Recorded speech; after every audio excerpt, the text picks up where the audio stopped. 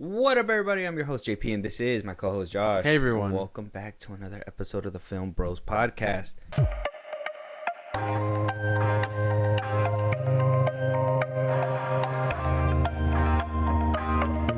So, Josh, interesting turn of events that happened. Developments. Yeah, a few developments.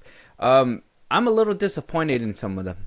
Oh, it's not gonna be a happy episode, I guess. No, it's not going to be the happiest episode, but it's going to be a fun episode nonetheless because I got a lot of jokes lined up. But but I do feel like there's a lot of things that are kind of in a weird development phase that it's we're almost to July. Let's just start there, right? We're almost to July. What I would assume to be a big month for movies. We got Jurassic World releasing, Fantastic Four releasing. We got the new Superman releasing as well, and a bunch of other films sprinkled in between. They're fighting for their lives at this point. The Odyssey just got announced, which I mean that they gave us a poster that was just it's kind of like Chef's Kiss, but at the same time it's kind of like doing the least. It's crazy.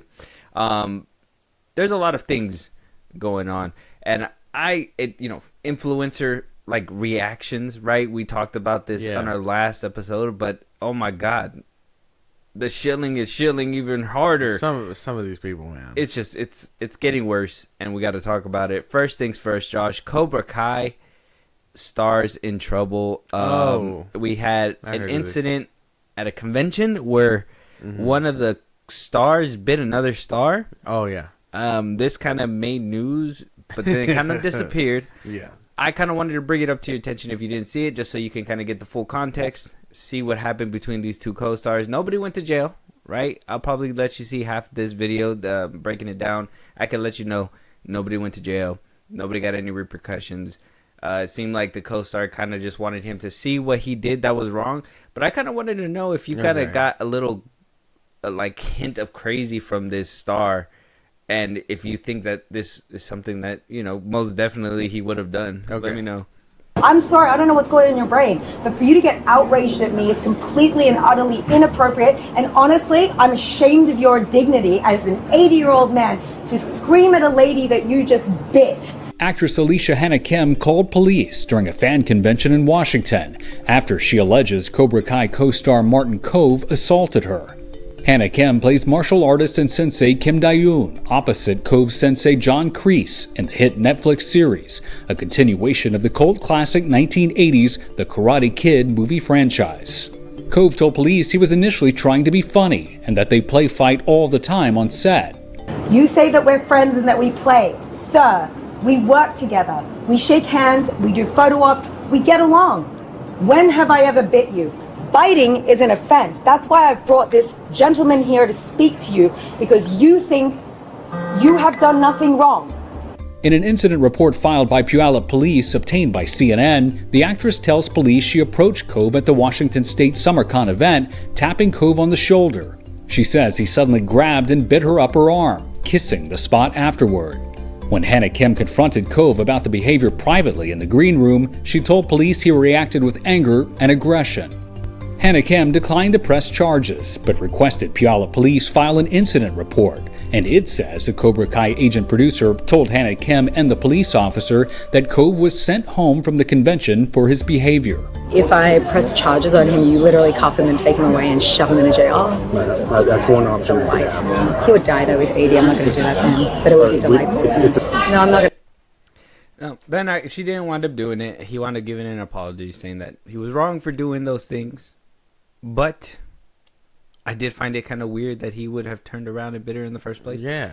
What was it? Was it just like, hungry? Hey, Hannah. Yeah. He probably meant to do it. I mean, I heard he drew blood. So yeah, he probably meant it as a playful thing, but even then, why would you do that? And then the animal within just took over. He was like, strike first, and he just fucking bit down. He's like, we're not on set anymore. The show's over. But I think that it's cool of her that she didn't press charges or anything like that. Understands that he's 80. He probably isn't all there in his head. So, I think she understands and just try to get the point across as best as she could to this old man. Why he bit her, we'll never know. But that shit's weird. I think that shit's weird. Is it a little like, I mean, I know the show's over. Yeah. But is it kind of like distracting to know that this is kind of like an issue that kind of arose, or is this just like, whatever, we're just gonna, No, I mean, just whatever. I think that's weird. Like, it's such a weird thing to happen, especially at a convention of all places. Yeah. Like, you're there for the fans. Imagine, like, you go up to them as a fan, you're like, oh, that's so cool, and then like she sneaks up, you don't even know she's supposed to be there, and then he bites her. And now you're just traumatized because it's like, what the fuck? I just wanted to shake hands with John Kreese, but now he's gonna bite the fuck out of me. Like, if he did it to her, imagine what he's gonna do to me. Like, like that. I think that she walks up to shake his hand, and next thing you know, she's just being like thrown all over the place like Loki, just thrashing around. But like she's in his jaws, like he's just like a dog would. That'd be crazy. God, I thought it was an insane thing to like even happen. Obviously this convention happened prior. This is probably around the time when the first part, right? Because did both parts already drop? Yeah, the show's over. The show's over, right? Okay, so this had to be like around the time either the first part or the second part was dropping, and they were kind of trying to promote it, and this is barely coming to light. I do think it's still kind of like a weird incident to even have hid, right? Because like, you could have easily just been like, yeah, he bit her, and then he went home. It's just bad It's just great PR that Netflix has. It's like, whoa, we did what? They were able to hold off until the finale was over and stuff like that. And it was like, free range. Nobody gives a shit if he bit anybody now. You guys watch the show now. We watched the show. Well, I guess it's an okay thing that everything got fixed at the end of it, but still a very weird thing. Don't bite people. Yeah, don't bite people. Moral of the story: don't bite people. I think that shit's strange. You probably will go to jail, depending on how old you are. Mm-hmm. It was nice of her, like I said, nice of her to be like, he's old, he won't make it in there, like, there's no point. She did play with the thought, though. She did play with the thought. Moving on, my disappointment comes in now. Oh, shit. So, we do have what seems to be, and I thought it was crazy because nobody knew, right? Oh. I told you, Josh. Mm-hmm. I went to Disneyland the past couple of days, and over there it was all stitched out, and on the TV around like 2 or 3 o'clock, they played this clip where they basically announced that Lilo and Stitch 2 is happening. Oh. And so I felt like it was pretty cool because it was kind of like an exclusive at the time, and I was like, right time, right spot, and then next thing you know, it was on the interwebs and all that stuff. But I thought I'd show it to you, and then I'd tell you why my disappointment kind of seeps in. Okay.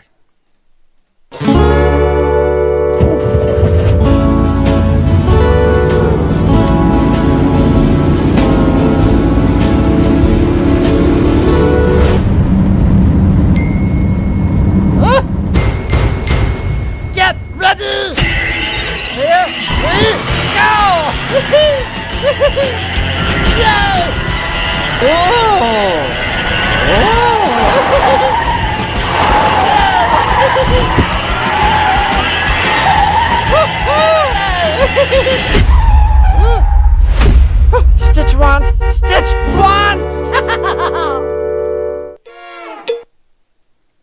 So it's in development. Yeah. This movie made so much money, even with the backlash of, whatever happened at the ending. We talked about it. We do have a review out right now if you guys want to go check that out. I think we kind of talked about this in that episode as well, where I was like, man, Disney adults, and I've seen it. I've seen it firsthand this past couple of days. It's a strange thing. They're gonna eat it up regardless, no matter if they're angry about it. It doesn't matter. They're gonna be like, well, I want that. Yeah. It's Disney. I knew Lilo and Stitch was gonna make money, but I didn't know it was gonna make uber money to the point where it was like, let's go ahead and greenlight a second movie so fast. I figured we were gonna get a sequel, like regardless of how good it was, just because of the name Lilo and Stitch. Maybe that's the thing. Maybe people just don't care about quality. Maybe people don't care about the story. You know what I mean? Like these people that were really just vibing with it, they were like, "Well, it's Lilo and Stitch. You can't be mad at these two." Yeesh. I can be mad. I can be definitely mad about it. And people that just consume. That's what it is. They're just gonna have no problem with what they're doing. It's like, you're gonna eat the whole plate. Oh, the napkins on the plate. Oh, there's a fork on there too. Fucked up everything. You're eating everything. Oh, okay, go ahead. No stone left unturned. Right, like it's just inhaling whatever Disney decides to put out. I mean, not only are we getting this, but now due to Elio basically bombing at the box office, Disney and Pixar, which it's crazy that it was kind of predicated on this, but it kind of makes sense. It seems like Iger was kind of letting Elio do his thing, it being a new IP, seeing how it was going to do in the box office, and seeing that it did not do as well. Disney and Pixar's next movie that they're going to move forward with is not a new original IP that they can bring to the world. They're deciding to play it safe and put Ratatouille 2 into active development. Now, if you guys remember, after the acquisition between Disney and Pixar, this was their first adventure together. Ratatouille was the movie that they did together, Disney, Pixar, and then, Pixar does their own films, Disney does their own films, and then once in a while they merge to do a Disney Pixar film. Now we're getting a Ratatouille sequel as well. So now we're getting a live action remake of Lilo and Stitch.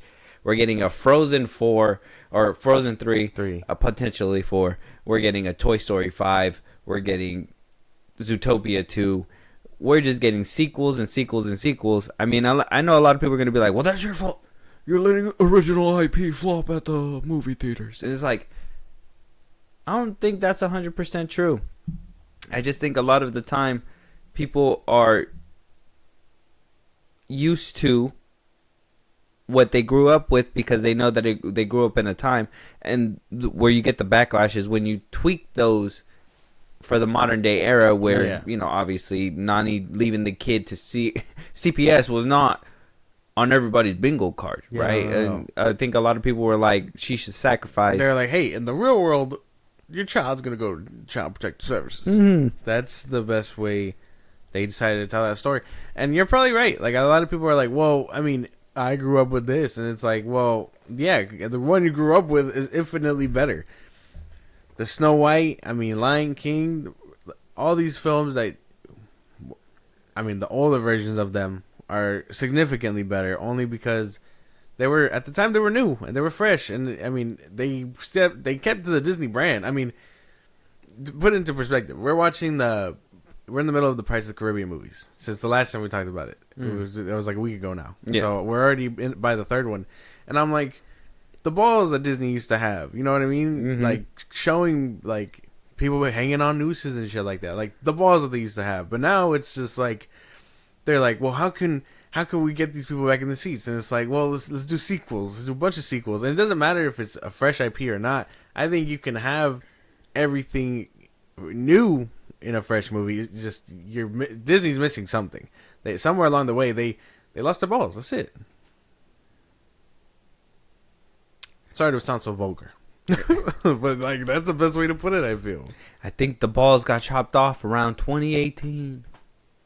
As soon as that Endgame moment happened where they had, like, that girl boss moment. I don't even know. Some people say Captain Marvel. I don't even know. Is that like is that Disney's fault? Like, I don't even. What do you call it? I mean, a lot of people say it started like in 2018. People believe it actually started in 2016 with the whole Me Too movement. That made Disney more afraid to do certain things because, kind of like what was it back in like the early 2000s when somebody burned themselves at a McDonald's because the coffee was hot and it didn't have a label saying it's hot. Now McDonald's has to cower to everything, otherwise they're open to lawsuits. I think Disney feels the same way at this point. But we're in a time where you're going to be criticized for everything. And not a lot of people are going to like it, and people are going to probably petition against you at some point. But it's like is everything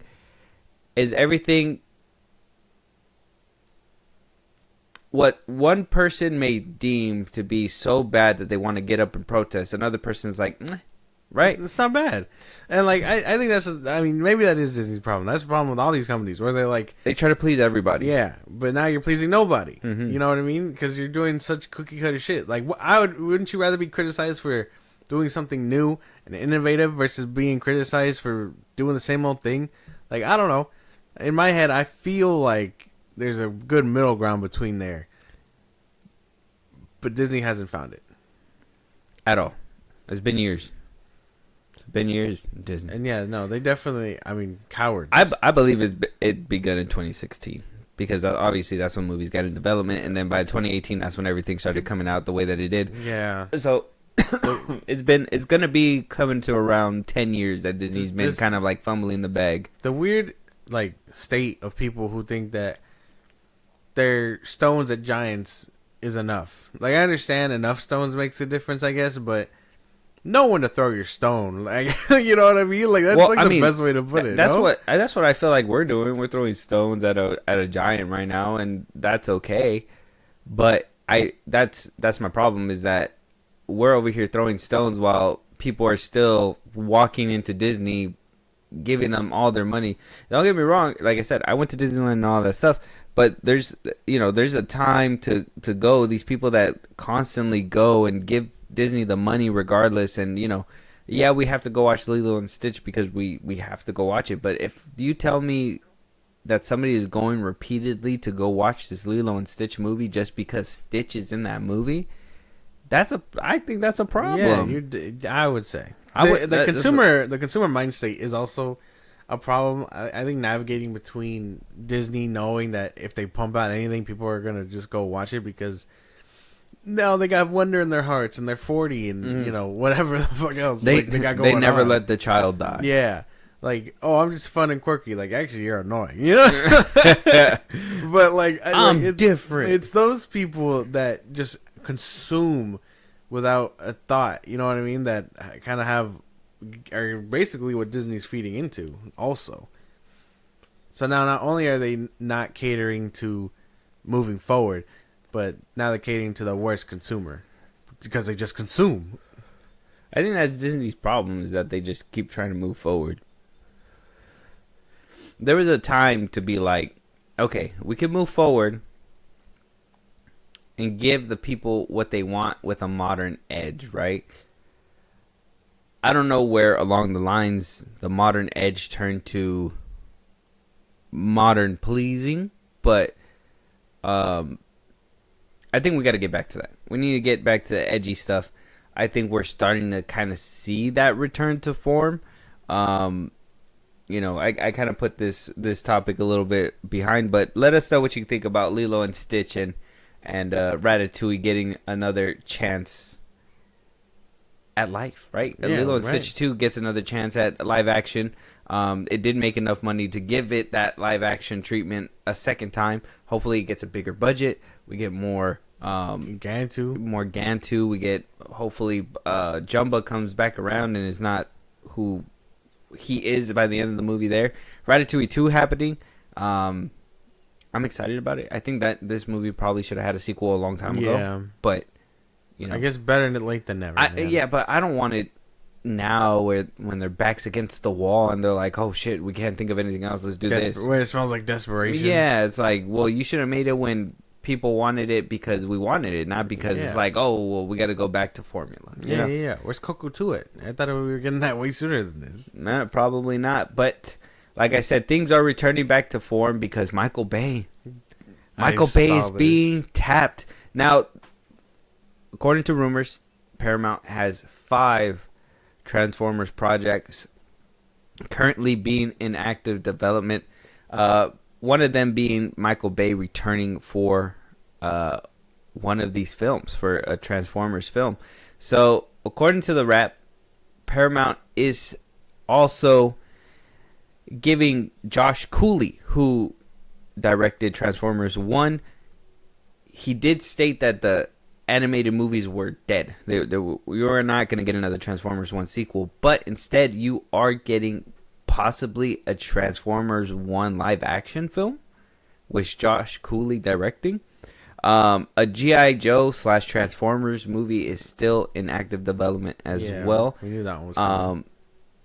And that Michael Bay himself, has a film or two in development. One where he would be directing himself, another he would be producing. Oh boy. Yeah, Return to the King. That's the best way to put it. I don't care what anyone says. Oh, I gotta call him out. But I got into an argument with Nerdman of all people about the popularity of Transformers and how he thinks it's uncrucial, or it's Paramount's worst nightmare dragging him around. And it's like, how, when he gave you the 3 best Transformers movies ever, and ever since he left, regardless of how you feel about 4 and 5, I say 5. 4 and 5, like, the ones after still suck. Like, I don't know. This was a quote that was said as well. Bay approached the studio last year to come back as a hands-on producer and possibly director, which we did see. Transformers 1, he did have a producer's tag, and I think Rise of the Beast, he also had a producer tag. He's got writer Jordan Van Dina writing a script. It's one of 5 or so Transformers projects in development that David Ellison and Skydance will inherit when the Paramount sales close. Josh Cooley, who made last year's animated Transformers 1, just closed a deal to pursue a live-action take. There's also a possible GI / Transformers crossover in development. The studio has 2 separate ideas in early stages. So I think out of those 5, we're going to get 2.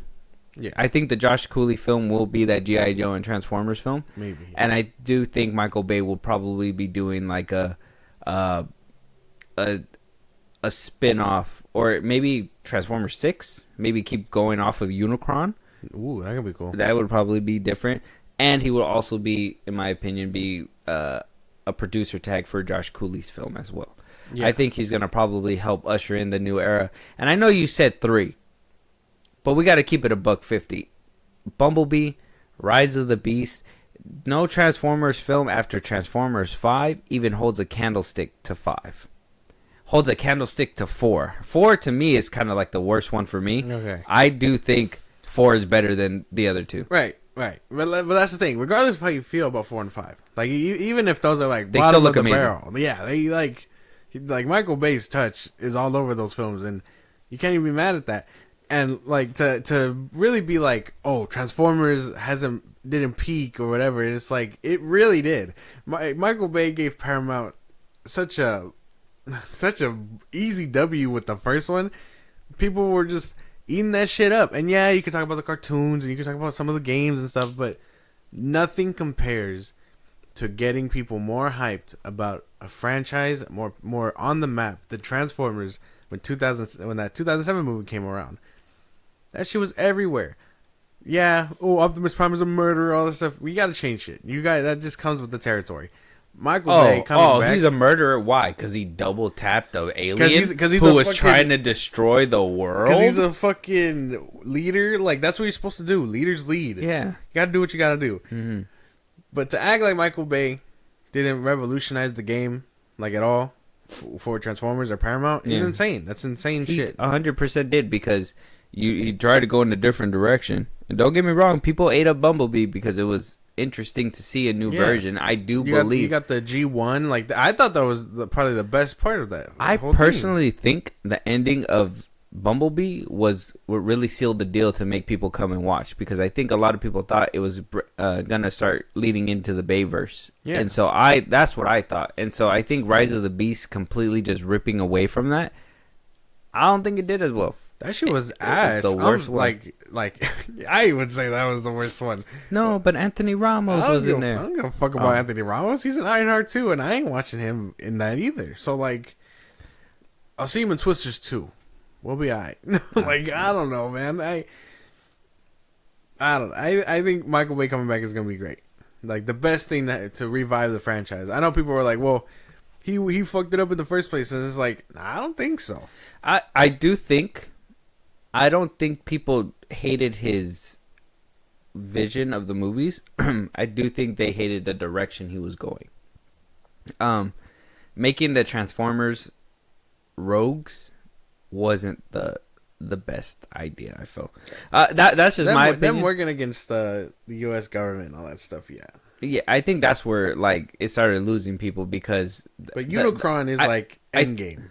Yeah, exactly. So I do think that him giving them that shaky relationship just so they can combine together for Unicron towards the end, it doesn't work when every single movie you pit the government against the Transformers, and by the end of the movie they wind up helping each other anyways. And then the next movie they're on a run again. So I think those two is where like it kind of hiccup for a lot of people. I do think 1 through 3 is probably where like it peaked, but I do think the direction started going the wrong way because exactly that. You can't have these people go rogue and then be like, oh, they're buddies again, and then go rogue again, and then they're buddies again. It's like it's a stale process. And then to have Optimus go bad at the 5th one, it's like, okay, if that was gonna happen, you should have had them stay rogue all the way through and through, and not be like, I'm working with the government, we're fine now by the end of it, and then boom, no, we're rogue again. No, you can't do that. And I think Michael Bay we trust because I think he's going. In Michael Bay we trust, but I do think 4 and 5. That's when it started becoming a. Let's stamp it, put it out there. We need another Transformers movie. I think that's where Paramount got greedy because I think even after Transformers 3, he was like, I don't even want to come back, which. I'm happy that he did, but then that's when I felt like everything just started happening super fast. Like they just wanted. If it would have been on his own accord, if he just left, for sure. But like, he was running out of steam, and Paramount forced him to do stuff he probably didn't want to do in short amount of time. Exactly, because I think we were getting like Transformers movies like once every other year. Yeah. So he was moving too quickly, and shit, those movies still look phenomenal. So, like the Dinobots still look fucking amazing. Yeah. I need to watch. I'm gonna rewatch that, and I'm gonna rewatch Pirates of the Caribbean for sure. Ah, man, I'm so excited, and like, I mean, maybe just to stop talking about Michael Bay, but the Transformers 1 sequel probably, or the G.I. Joe one, I can be excited for G.I. Joe. If Anthony Ramos decides to come back and do whatever with his character, I guess I can get behind that. As for the potential sequel, I think maybe that can work. And the jokes might hit a little better because it won't feel like I'm watching a kids movie. That'll probably be like it, I think.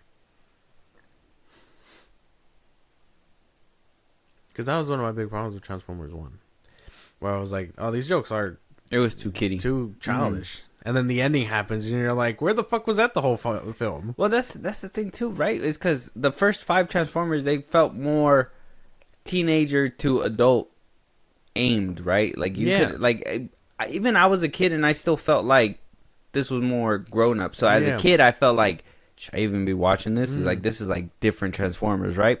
And then you grow up and you start watching it and you're like, okay, well, this is for adults. This is more teenagers and more adults. And then you go to Bumblebee.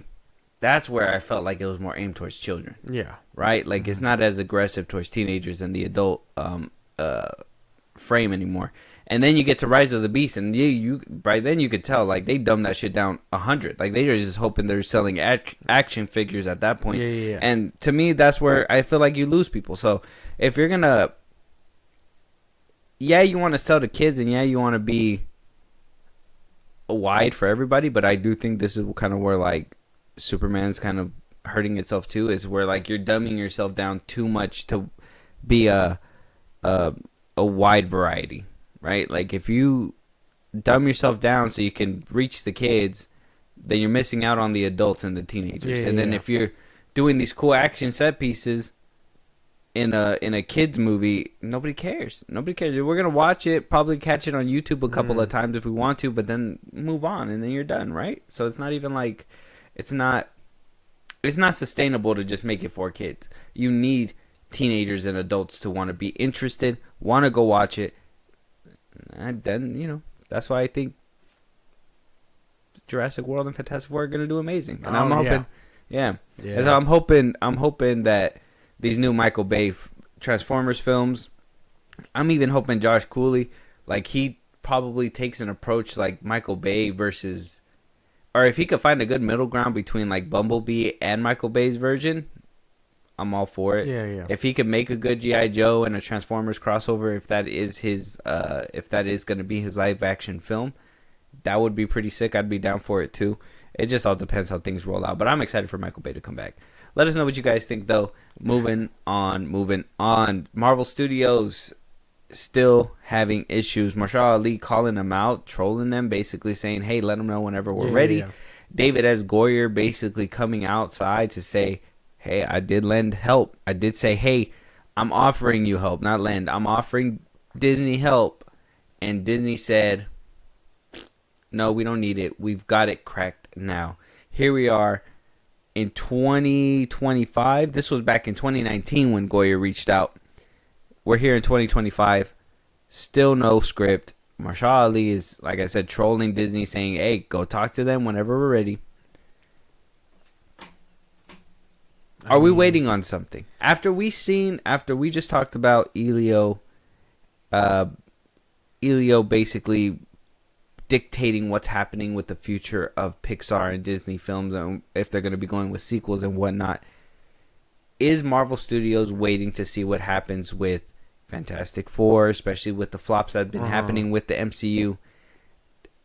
Is something happening right now with Blade in that position where, like, Marvel might be saying fuck all that noise and be going a different direction? I don't even know. I just think at this point they're not fitting anything more on their slate.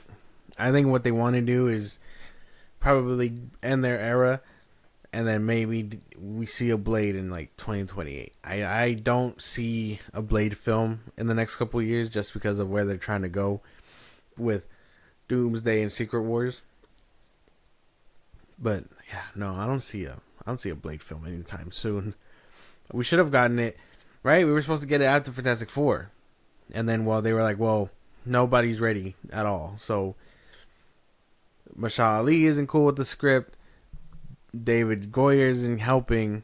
Which, I mean, why wouldn't you want him? I think it's universally known that, like, that first Blade is phenomenal. So, like, why wouldn't you want to hire the guy back who, like, made the first one? You know what I mean? Made it a hit. Mm-hmm. Like, who better to, like, help Marshall Ali get in as Blade than the first guy who got Wesley Snipes as Blade? Mm-hmm. I think Disney fundamentally failing on this film is just, unfortunately, another L for them. Unfortunately. Upon their many L's, this is just another tacked on, I feel. Yeah, and David S. Goyer being the one who penned the original Blade films, at least the first two, I believe, and him just being denied access to come back because Marvel was like, we got it, quote unquote. Mm-hmm. And then to be here in 2025 and them not having it. It's so different too, because think about it. That first one came out in like 99, 98, something like that. Mm. He's done a lot of work since then. He gave us BVS. You know what I mean? Like, he gave us a lot of cool stuff between then. Who's to say that next Blade film will, like, not be a banger? Mm-hmm. You know what I mean? Like, that doesn't make sense to me. Like, why wouldn't Marvel want his help? He helped make Blade 2. Come on, goddammit. And which is arguably the best Blade. Yeah, that's what I'm saying. Mm-hmm. And then he made I think he did write Blade Trinity, but it's not his fault. It's not his fault. I still enjoy it. What's just nice as being a diva. I like Ryan Reynolds in there. Yeah. I think without that movie, we wouldn't have Deadpool. It is what it is. I guess that's true. Yep. No. Mm-hmm. Then you still excited for Blade? Or are we just like, let it die, let it die? I'm excited. And die. But yeah, no. If there's nothing to come about of it, Marshall Ali gonna be 80. Literally locked in a film while he's supposed to be waiting to do this. So I don't think we're seeing it anytime soon. If it dies, it dies. I'm okay. Go see him in Jurassic World. Go see Jurassic World. Go see him in Jurassic World. Let us know what you guys think. Moving on, Josh, the Superman train is not dying. Like I said, shilling is shilling. Shilling is giving shilling. There is shills. Shills is everywhere. Shills. Superman gave influencers an early screening. I saw this. We had Soups come out. Apparently mute, right? Apparently Can't say anything. The best thing he's seen in a long time. Whatever, blah blah blah. We did put on our Twitter that he was literally carried out for Black Adam, but that whatever, it is what it is. Some people are really loving it. We're getting a more concise view. It seems like some people are really loving it. We have people in the middle that are just like, yeah, it is whatever, and then we have people that are saying it's convoluted, it's messy, yeah, and it's probably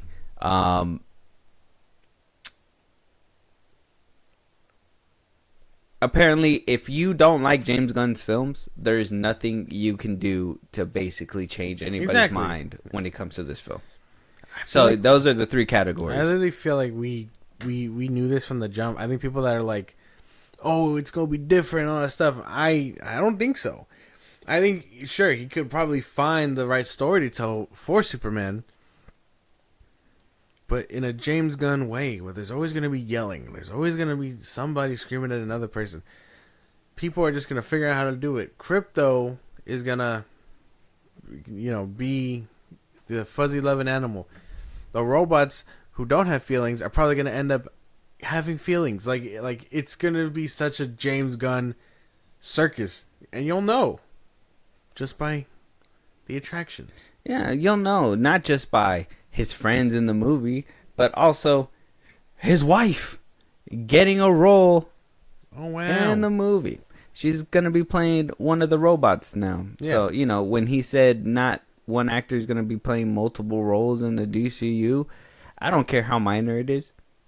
You still put her in twice. She's still gonna be hardcore, and she's still voicing your robot. Her Weasel, Maxwell Lord, Michael Rooker.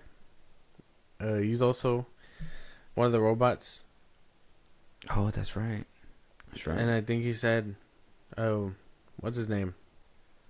For The Hangover. He voices Rocky Raccoon. What's his name? Oh, Bradley Cooper. Bradley Cooper's also voicing the robots too. But he's Jor-El. Oh yeah, he's also gonna be Jor-El. So I mean, that's two people. Spoiler. That's still two people. I mean, is he voicing the robot as Jor-El though? That could possibly be. Maybe. You know what I mean? I guess that's a point. I guess. It just depends. I was hoping it was the AC. It's getting hot.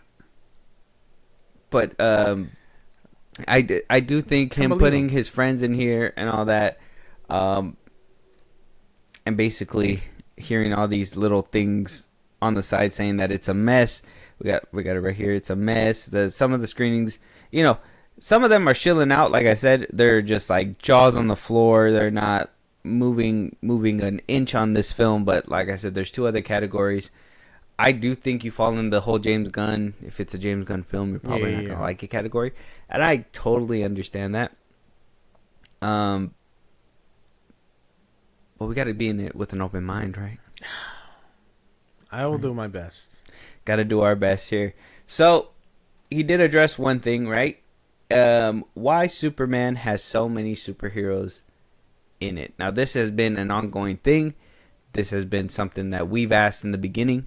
And we're finally getting it answered here by James Gunn himself, right?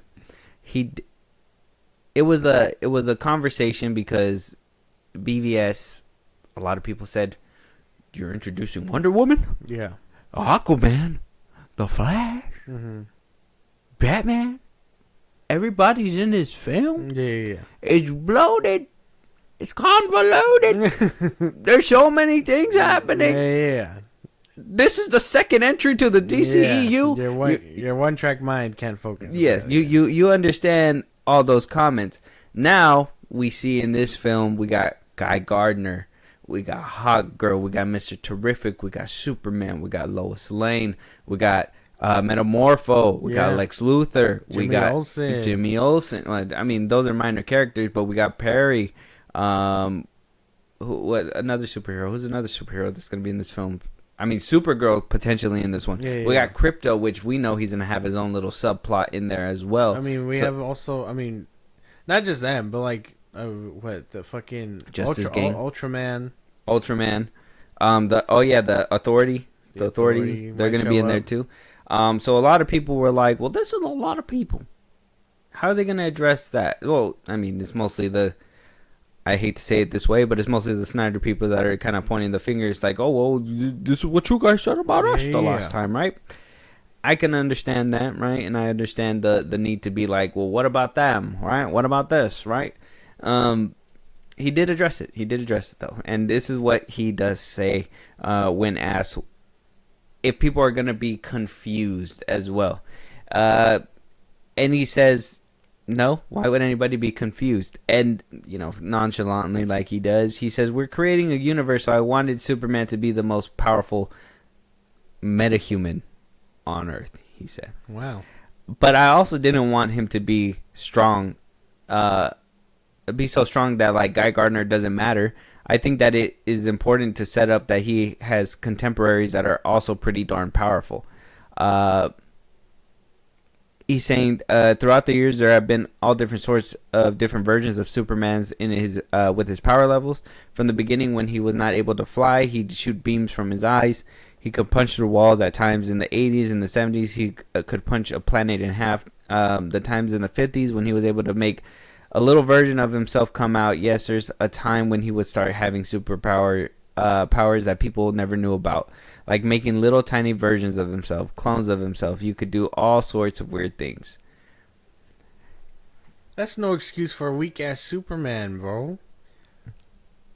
Superman, he's powerful. He's strong. He walks on glass. You know what I mean? Like, just... He's supposed to be the most powerful. Yeah. I do not want to see him get thrown around by Guy Gardner, of all people. Like, what do you mean? You know what's going to happen. Like, I wish it wasn't. You know Hawk Girl's going to take a swing. There's probably going to be a set piece where they're all going at him.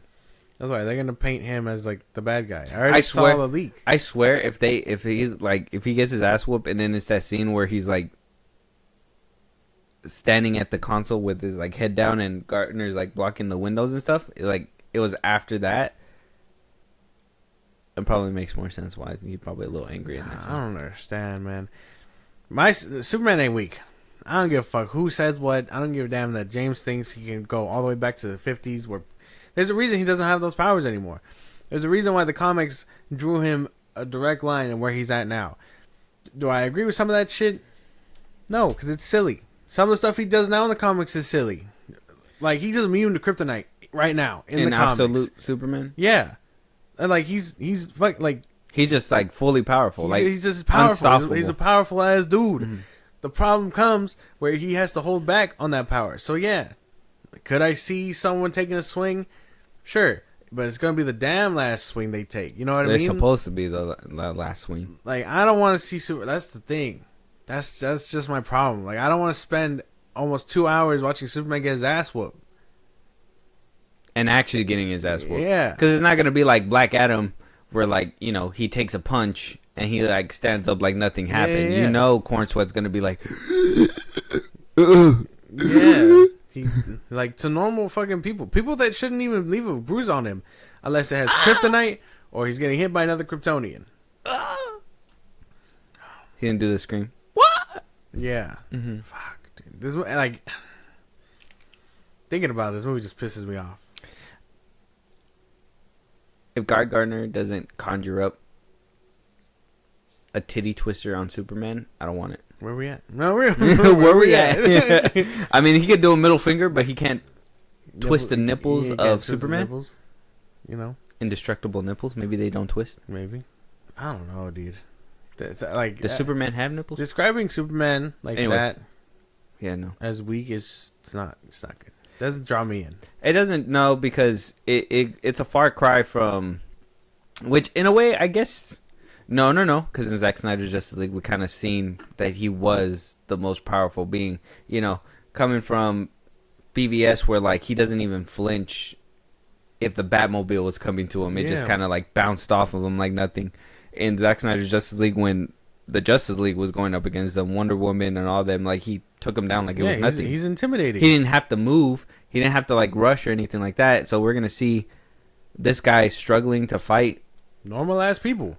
Mr. Terrific with bullets or whatever. I mean, in Superman Returns, he tanked a bullet straight to the eye. He was, yeah. And the only thing that hurt him, kryptonite. Kryptonite. That's the thing. I don't need to see him bruised or beaten. Like, if he's stronger than the average man, you already fucked up, bro. That's not Superman. That's not how that works. You know what? And it just leads me to believe, like, I think the can to the back of the head was intentional in the beginning, and I think because of the backlash, he changed it. But I think it was intentional to be like, and then he was like, "Oh no, he can't be that weak. Then he can't be that weak to the point where a can hurt him." Yeah. But I think it was intentional to make him more human. Like, oh, a can bothers him too. Yeah. Mm-hmm. And then it was like, we can't go too far back. His decision making is crazy. His decision making is reliant on Twitter users. On fucking X, bro. It's weird. It's stupid. It's dumb. You're over here making trailers and weird shilling merchandise with soups and all these people. Nobody trusts his opinion. This man literally stood up with a Superman sweater, holding a Superman shirt, and yelled, "Ah!" Nobody gives a shit what he thinks. Okay, you guys are shelling out all this money on this kid that literally not moving the needle for you people. It doesn't make any sense. It's so stupid. Yeah, I don't know. That's how I know James Gunn made up this game plan. It's so stupid. Yeah, I don't know anybody who looks at Soups and thinks like, "Oh, I trust his opinion either." After he got carried out of Black Adam, I never trust that kid's opinion, ever. When he met Ana de Armas, he probably creamed himself. Probably. But we're not here to discuss on that. Yeah. No, I'm just saying. We ain't here to talk I'm just saying he ain't got it together to hold it in like that, bro. He ain't got it together to hold it in like that. Anyways, let us know what you guys think.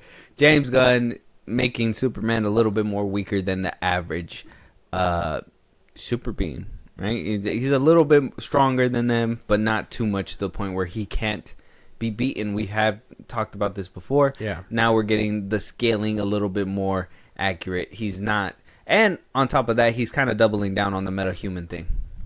He's not a Kryptonian from space. He is a metahuman on Earth. Disgusting. What if he calls him a metahuman, and by the end of it is going to be like, I'm owning my Kryptonian heritage? I don't know, man. Doesn't make it better. But I guess if we're looking for wins, you know. That won't make you stand up and scream absolute cinema? Hell no. Okay. I just thought it would. Hell no. Let us know what you guys think. Moving on. Matt Reeves shutted us up. I know. He shutted us the fuck up, dude. What do we do? Do we just skip this topic altogether? No. Do we pretend it never happened? No. We own up. I thought it was over. He came over and finished it up. Finally. That's it.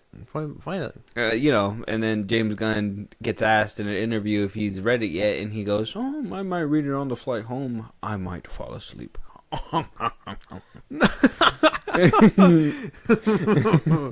Yeah, no. I mean, I saw that. The nerve of this motherfucker to me, though, like, we literally established before that this is a pre-existing contract with Warner Brothers. It's not DC Studios. Matt Reeves is not under DC Studios. He does not need to read a script. He doesn't need to do all that stuff. So that whole backhanded compliment where he was like, "Oh, he's just slow. Give him time," and blah, blah, blah, blah, blah. And James Gunn doesn't even know about the fact that he posted a picture. Oh, Matt Reeves is in my head, Matt Reeves is fucking with this guy to the max. It took James Gunn hours to even repost the fact that he had a Batman 2 script done and ready to go. We had tabloids reporting on it before James Gunn even said anything about it. James Gunn should have been the first person. You're the DC Studios head honcho. Yeah. So he won't let us forget. Where's that? I mean, I don't know. I kind of feel like this is kind of weird, but I do think Matt Reeves doing it and taking his time kind of leads me to believe, and this is just my own theory. You can, obviously you got your own brain. You tell me what you think. But I think at this point in time, I think James Gunn walked up. Our theory that we talked about before. James Gunn did walk up to Matt Reeves, said, "Hey, we can't put the Batman with this Superman." Matt Reeves said, "I don't want that shit, bro. That's not what I want for my Batman." James said, "Motherfucker, play ball. Yeah. I'm DC Studios, motherfucker. Remember that shit." And then Matt Reeves is like, "Nah, dog. I ain't about that life, homie. What I don't want to do is give you my script like that and be put up in this whole DCU nonsense. Yeah, I seen what happened with the DCEU. Why? Shit was a train wreck. I don't want nothing to do with that." And James Gunn was like, "That was yesterday's news, baby. I ain't got nothing to do with that." They don't talk. I don't think they talk like that. No. No. But I feel like my good man, my good son, Batman Part 2 is ready. Maybe that could be a possibility. I still can't get behind the thought of him joining the DCU. No, if he does though, that's because he sees that Superman took off and stuff like that. But I don't think Superman's gonna do that great. I don't know. Only the future will tell us. But focusing on the script, nice. Hopefully you don't get told to do any rewrites, because then we won't see that shit for another couple years. You better tell James Gunn this is the first and final draft. I'm working on something else. Like, that's it. This is it. Do you think Matt Reeves is still gonna direct Batman Part 2? Yeah, I'm pretty sure. I don't think there's anyone else he would delegate that to. I don't see that happening. He tagged the picture partners in crime, and it makes people believe that Robin might be there. Mm-hmm. I know they said that they casted that one chick. I thought she'd be Batgirl. People are saying she could be Talia al Ghul. Mm-hmm. So I don't think if that's the case, we might not get the Court of Owls. We might just get the League of Shadows. But and that could still be grounded, right? Yeah. Ninjas and all that shit, yeah. But I don't know, because we already got the League of Shadows, and sure, this is another Batman villain or whatever, a love interest for him too. So who do you think could play Robin? I don't know. If it's Robin, potentially could be in the sequel. Who can possibly be Robin? I don't know. I don't have any idea. Tom Holland. Sorry, knee jerk. He's already doing. Timothy Chalamet. Sorry. He's already doing stuff. They're all doing stuff. What do you mean? All the well-known child-looking actors are all doing stuff? They're all doing stuff.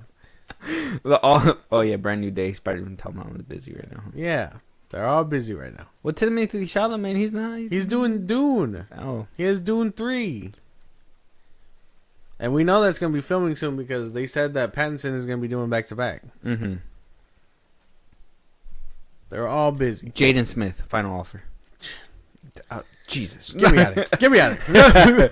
Unless we get a new up-and-coming actor that could possibly do it. Yeah. I don't know.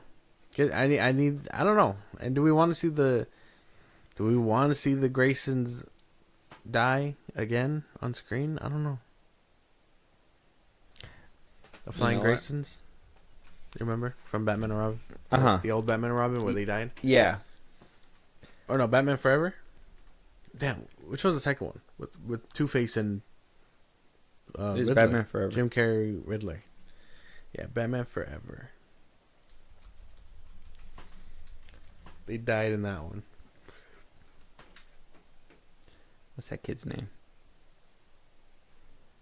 What's that kid's name? What's that kid's name? Was he in here?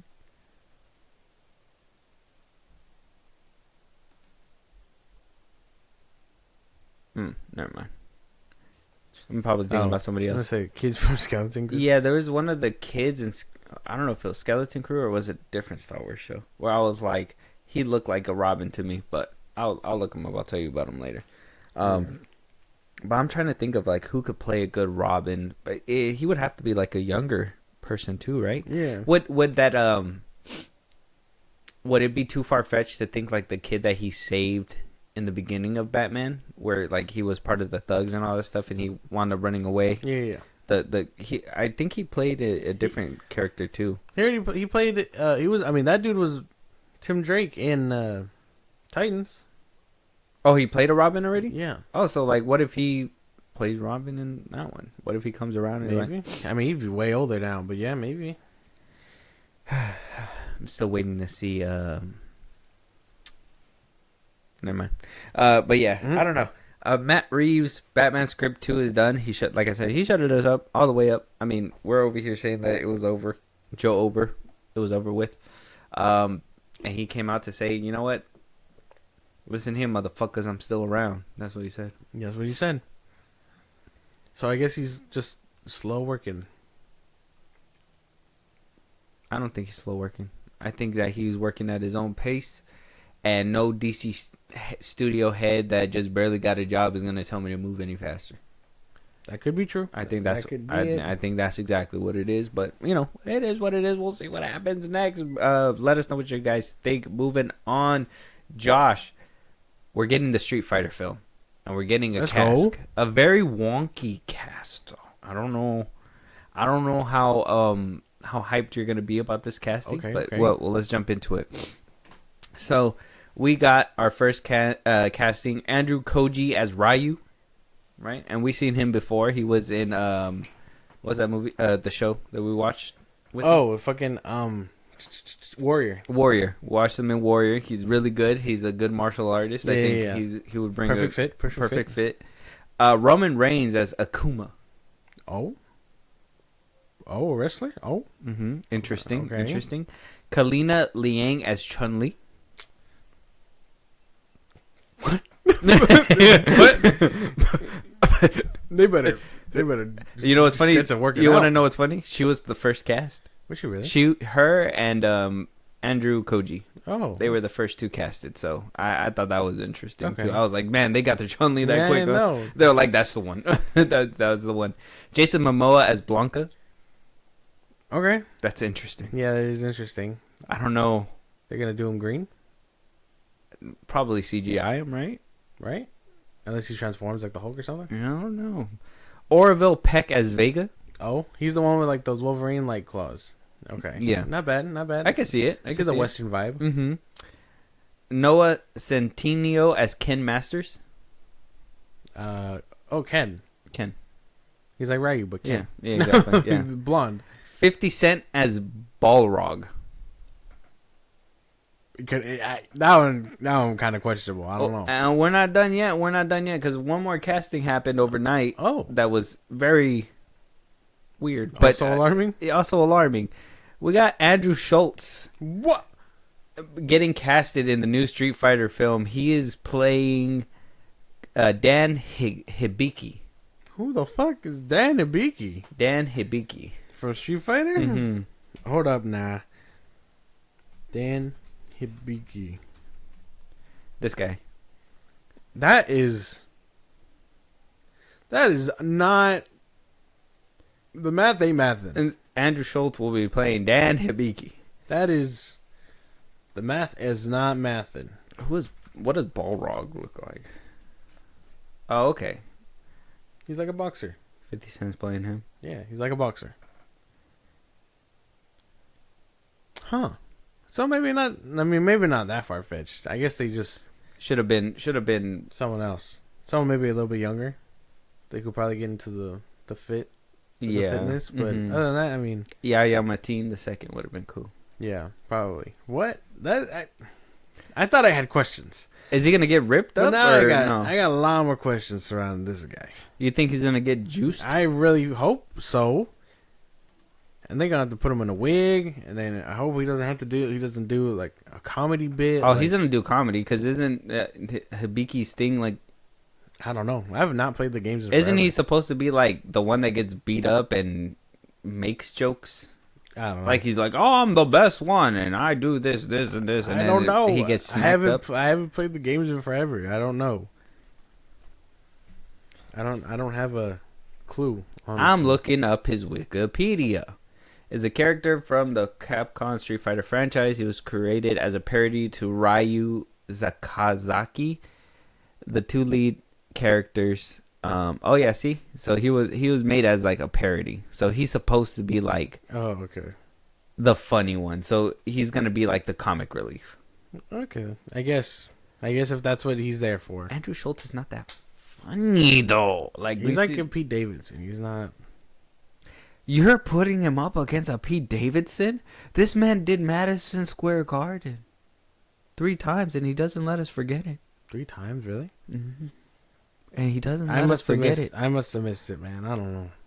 I thought Kevin Hart did stadiums. He did. Oh. Mm-hmm. Him, Fluffy did Dodger Stadium. Mm. That's like the biggest stadium he said he's done. Mm-hmm. Kevin Hart did like a football stadium. He did football. Yeah. I mean, like I maybe said, Madison Square Garden isn't that impressive when you get people doing shit like that, but that's pretty cool, man. Yeah. Like 3 times. I guess. Times. I don't even watch his podcast anymore because he became insufferable about it. So it's I just think he's insufferable. I get the same vibes. That's all I'm saying. I think like unless he drastically changes up his shtick and he looks a lot better in the movie. Yeah, I guess in practice we'll see. Off the casting alone, does this Street Fighter film sound like as cast? Are we putting this movie in the video game adaptations that tried and failed, or is this looking like it's shaping up to be a successful video game adaptation? I mean, it could be successful. I think it all depends on. Honestly, it all depends on 50, Ken, and Chun-Li. I think those are like the valid ones. Them being casted first kind of tells me that they're going to be the main ones, and everyone else is going to be. That's just my problem, is that Andrew Schultz also being casted like at the tail end kind of tells me like he's that comic relief that he's going to be in there a lot, and so I don't want this to be an Uncharted Borderlands kind of movie. You know what I mean? It sounds like he's probably going to end up being like Kano from fucking Mortal Kombat from the movie, because Kano was kind of. You know what's funny? He wanted to play that character too. Did he really? Oh, well, yeah. He saw the comedic relief and was like, I could do that. Mm-hmm.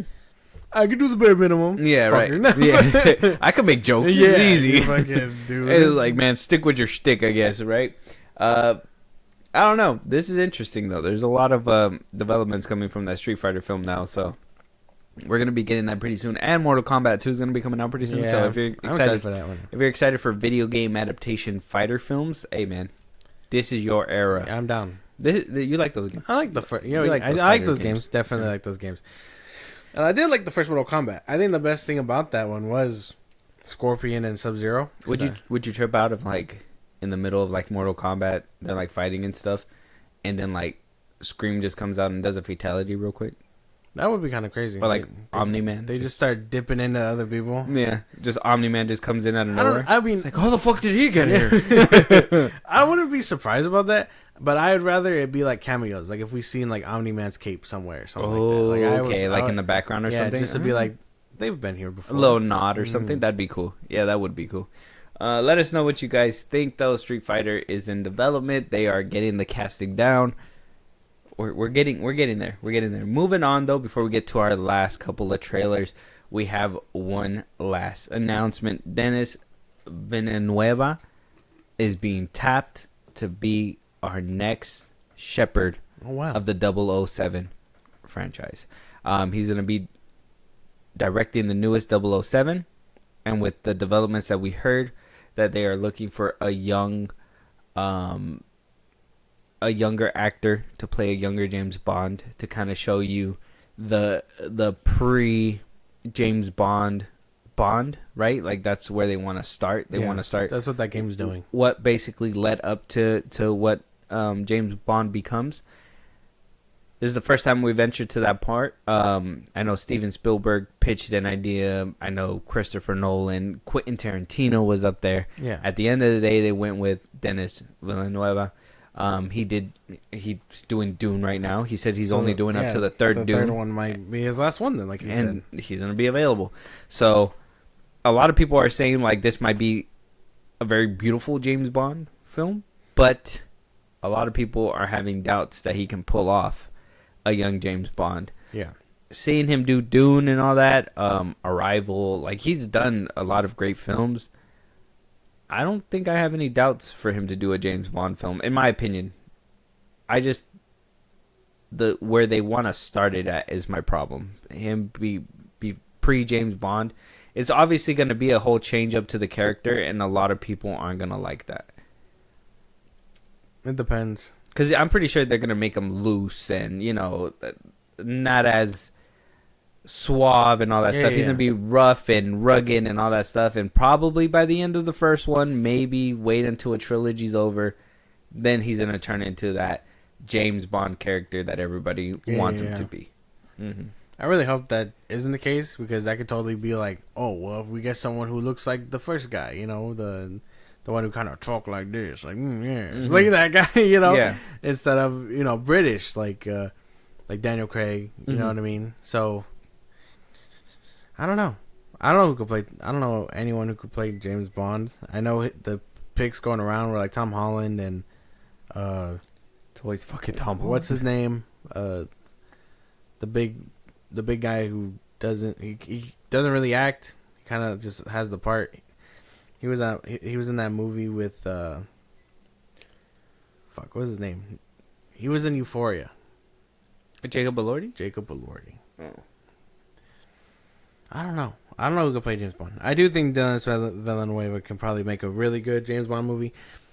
I don't have problems against him. It just how he moves forward, essentially. How he's gonna work it. Yeah.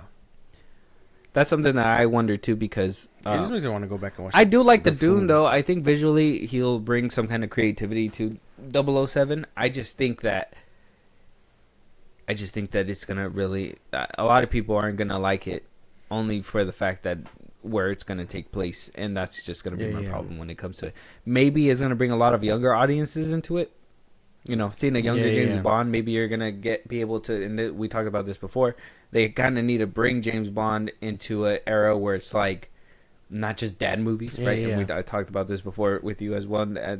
James Bond shouldn't be known as a dad flick or a dad movie. It should be known as a universal spy, you know, international spy, right? Like that he's supposed to be. So, I think this version could bring younger audiences and teenagers into the fold, but I do think a lot of people that are older that love James Bond for who he is are gonna lose interest already. But that's kind of like what you said the last time too, that a lot of those people are older, right? Maybe by now they got to be 45 and above. I'm sorry, it's time to start innovating for a younger audience, in my opinion. It just sucks. I mean by far I'm pretty sure the Daniel Craig one's Carrie. And I was talking about this the other day too, because anyone who they cast has to follow him up. You know what I mean? You go from Pierce Brosnan to Daniel Craig, and you're like, okay, that makes sense. Now you have to find someone young who can fill Daniel Craig's shoes. That is a high ass bar. Shit, man. Good luck, Dennis. It's gonna be a challenge for sure, especially like I said with the route that he's going with. So it's more of a.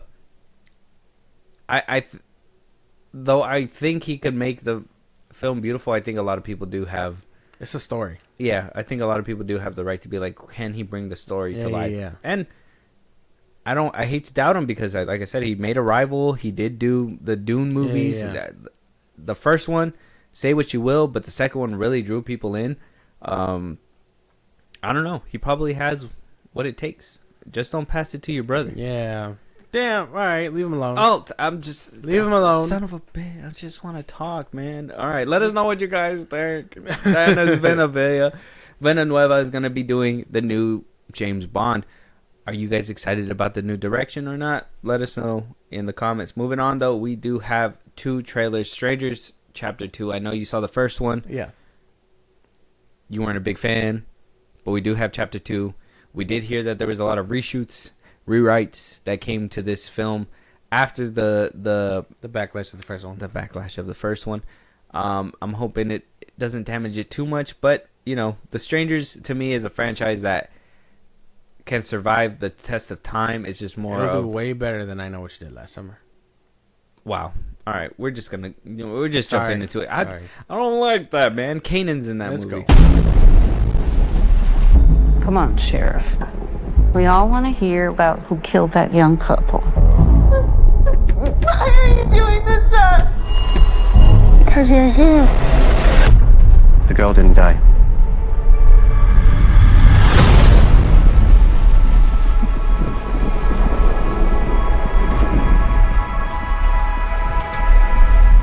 I knew you wouldn't leave me.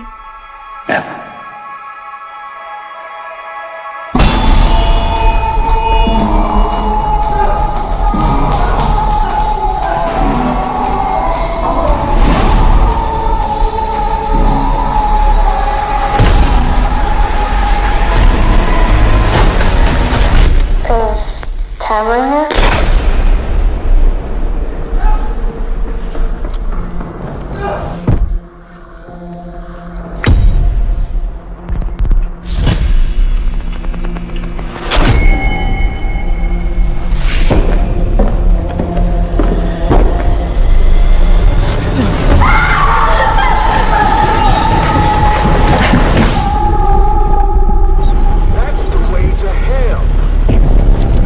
So you're the one everybody's talking about?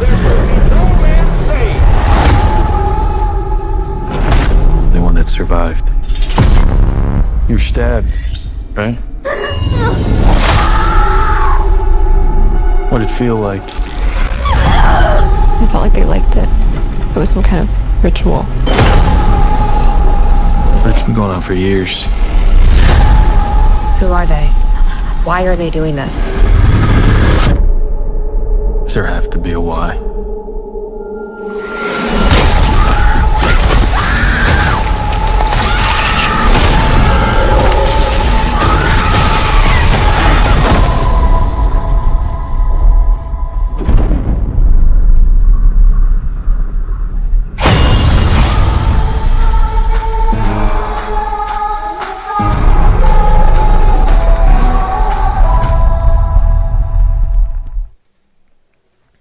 That's interesting to me because it looked like before they rebooted this franchise to even make these 2 chapters, when Prey at Night came out, that this is where they were heading down the road to like have her or have them in a hospital and fight for their lives. And for them to still do that in the second one leads me to believe that Prey at Night just didn't do what they wanted.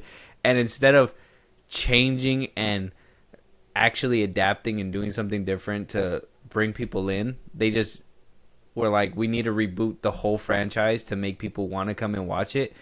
And it just makes me sad because it's not doing what I would think it's supposed to do. Which is crazy because I like Prey at Night. I kind of enjoy all of that. Like that. Why couldn't you just make a third one and then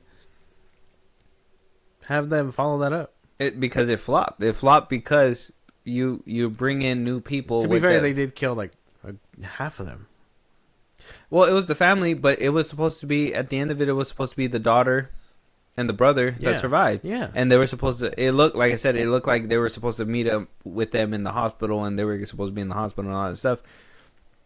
It's always one of those things to me that it's like, oh, I wonder if Halloween 2 always scares these people to even make a horror movie in a hospital because it's very like it's hard to do it, and a lot of people they always it's always hard because like what the fuck, you just ruined a bunch of nurses' lives and just families. Where's and shit the like line? That. Like, God damn it! Yeah, well, not just that, but it's like you're telling me nobody in the hospital was able to stop 3 people. No, they just cleared out a whole hospital. They did. That's insane. The way they clear out people would be, yeah. Mm-hmm. Yeah, so I do think it looks good. Hopefully it's better than the first one. Yeah. Well, they did reshoots and all that stuff. Like I said, that's what I'm hoping. If when this movie comes out, I want to see if like they were planning to maybe have this in the hospital more, but then they just were like, we gotta change it up it's or too something. Much like Prey at Night. God damn it. Mm-hmm. I don't know. It's crazy that they decided to like, oh yeah, let's reboot it, and then they ended up at that house. It's still doing the same thing. It's a whole reboot. Yeah. It's not connected. It's not connected to the first one. I watched the first one for nothing. For nothing. Well, that's why it's supposed to be 3 of these ones. They rebooted it to do it again. Yeah. And literally, if you've seen the first one and you see Strangers Chapter 1, you're like, it's the same fucking thing. It's the same fucking thing. They even down to the line that, like I told you, it doesn't make any sense because that line's supposed to be powerful at the end of the movie when you were just wondering, you yourself as the audience was wondering, why the fuck are they doing this? Yeah.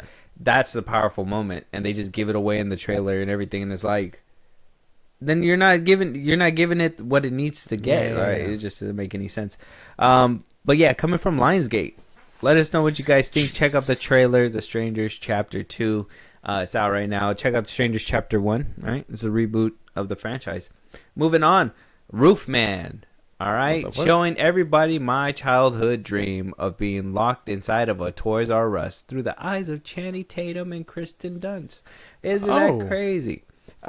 It is called Roofman, assuming it's Channing Tatum who gets stuck inside the Toys R Us, and yeah, he needs to escape. I don't know if this is horror or if it's supposed to be a like a wonderful movie, like, oh, you know, childhood dream or whatever. This would be my childhood dream, but if they turn it into horror and like the toys come alive and start eating people, crazy. Let's just get into it, man. Right. I don't even know. We all like going back in time and imagining how things could have gone differently. Like, what if I made different choices? Would I have ended up here? It's been 6 months and still no leads on the whereabouts of the escaped convict known as the Roofman. I was never very good at life. Good morning, team. Oh, no, don't be scared. Kind of like I was not good at hurting people. Dwayne, get your coat. I don't have one. Are you serious? Here. It was a beautiful day. But I was good at seeing things. Sun beat down. Details. I had the radio on. Systems and routines.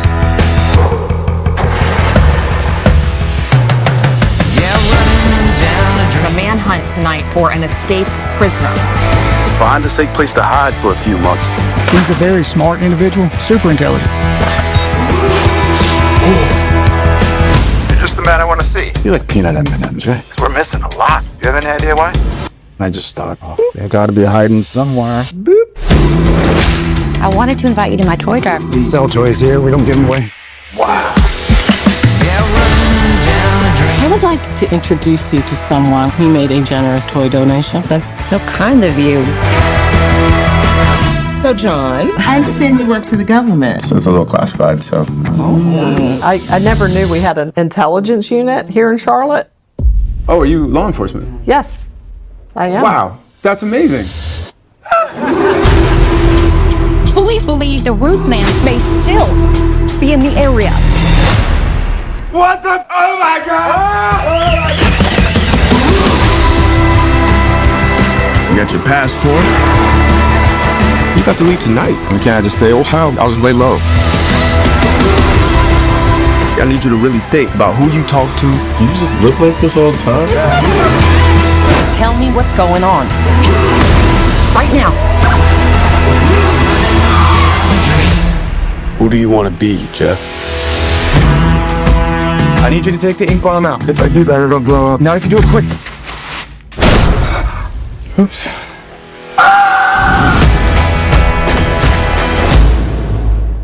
That looks pretty good. Dinklage. No. That looks pretty good. I can't even be mad. That looks like a fun little heartfelt movie. Yeah, it looks really nice. I liked it. Channing Tatum making a comeback. And from the looks of it, Gambit shape. You know what I'm saying? Oh, yeah, that's right. Huh? He does look like in Gambit shape. Mm-hmm. Like more ripped a little bit, in my opinion. I don't know. Gambit shape. Gambit. We know he's coming back. No. Oh, I'm about to make a name for myself here. Yeah. He gonna make another name for himself. Yeah. He looks like he's getting in Gambit shape. I like that. He's gonna look good. So, where I kind of thought in Deadpool Wolverine he was a little fat, well, you know, it is what it is. Maybe he'll be a little bit more in this one. So it's, you know what? Maybe I'm excited to see Gambit back, but that's besides the point. Roofman looks good. I'm excited for this movie too. We're coming from Paramount too. I don't know about Kristen Dunst. Just saying, she's kind of old. Just a little bit, but it's good to see her and stuff. I like her just enough. So we're there. I tagged you in something. I tagged you in the Spider-Man 2 extended edition. They're bringing the trilogy back into the movie theaters. I don't know if you want to see all of them, but I mean, it's up to you. You let me know. You know. Yeah. Unless you just want to see the second one. The 2.0, the 2.1 though, I always enjoyed that one. Mm-hmm. I like you get some more scenes with with Peter and Harry. You get more scenes of him beating up on Doc Ock. Like you get like a lot more like heartfelt moments. Yeah, like too. So I don't know. I enjoy it. Like the context of the scenes. Like I don't know if you guys have seen it, but I remember when it came out. When they were like, "Oh, this is 2.1," like I remember, and then I watched it, and I was like, "Damn, there's actually a lot more context." Like MJ talks to her friend about the fucking, you know, how does she feel about Jameson's son, and her friend is like, "Well, it's not supposed to feel like that, you know. It's supposed to feel like this or whatever," and that ultimately is what leads to her choosing to kiss Jameson upside down. Like if you can remember all that, and like sure, in the Spider-Man 2 is great, but it gives you more context. It gives you more context because why would she do that randomly? You know what I mean? Exactly. Instead of the film painting her like oh, she doesn't know what to choose or whatever, she gets outside influence because she asks her friend. So like it seems like that just make the movie a little bit more rich. Yeah, I like. See, that's why I tell you, extended cuts kind of do it. Director's cuts kind of do it for you. But we gotta expand that to all the movies. I need you to watch Total Recall. I need you to watch. I need you to watch the extended cut of Iron Giant, please, because that is so phenomenal. You need to do that. Yeah. So there's a lot of. We're gonna get you there. Lord of the Rings is coming up. But let us know what you guys think. Roofman trailer out right now on YouTube. With that being said, though, that is our last topic for this episode. Any topics that we should be talking about? Any movies you want us to review? Any TV shows? You want to hear your voice on one of these episodes, Josh? Let them know where they can do all that. Twitter, TikTok, Instagram at FilmBros Podcast. We post our episodes up. You can hit us up there for any news and movies you want us to cover. Buzzsprout, links to the social I just gave you. It's like a Patreon. You subscribe on the show goes. Really appreciate it. Listen to us anywhere you get your podcast at FilmBros Podcast, Spotify, YouTube Music, Apple Podcasts. Again, wherever you get your podcast. And then when it's all said and done, subscribe to our YouTube at FilmBros Podcast. And with that being said, we'll talk to you guys on the next one. Talk to you guys later.